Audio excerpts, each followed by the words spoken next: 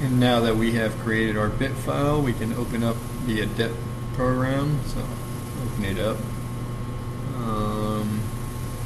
Gotta make sure your BASYS2 board is turned on, so that way whenever you turn it on, it connects automatically to it.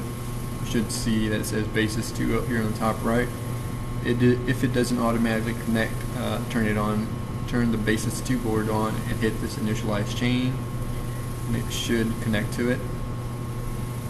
But next is to make sure that your board is on the ROM setting. So up here on the top right of the board, you see this little blue jumper, and you see how it says PC on the left and ROM on the right.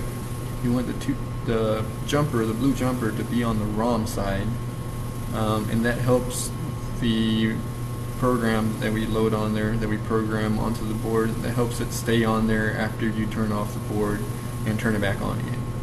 If you leave it on the PC side, whenever you turn off the power, the program will be erased from the memory. But if you put it on the ROM side, the program will stay on the memory, and it'll boot up the same program every time you turn on the power.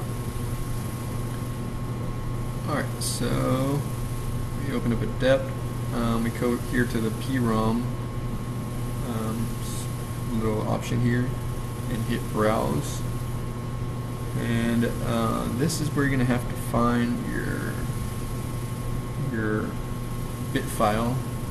Again, it always saves it, so let me close this out real quick. So if you don't know where your bit file saved, it always saves in the same location where this .v file is. So you see the location of this .v file for me is my C drive, users, my name, desktop, project lab 1, Verilog.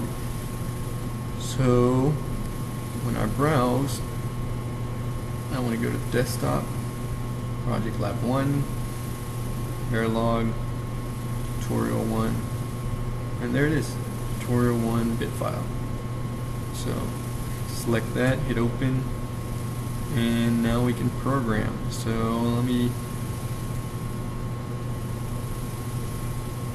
go ahead and program.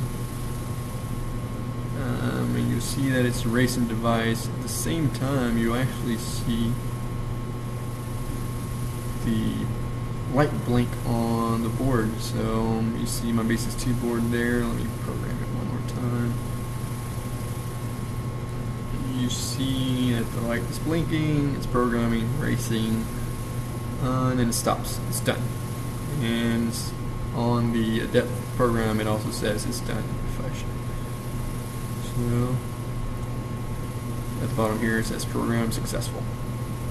So it's done, and we can go look at our BASYS board now, and we can turn it off,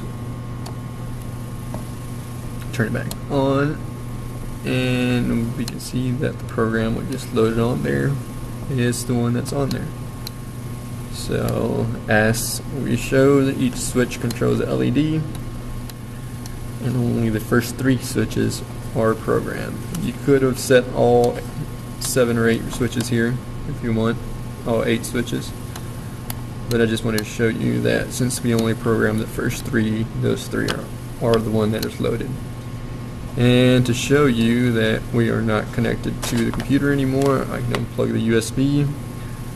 See that it's only being powered by this 5-volt regulator here, and the program that we loaded is still the program that's on there.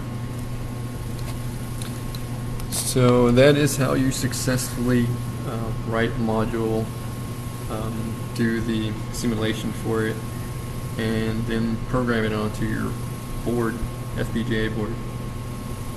In the future videos we'll learn how to do more sophisticated stuff, but this was a good starter to show you how to do the main 3 components of programming a FPGA board. Alright, hope you learned something, and I'll see you in the next videos.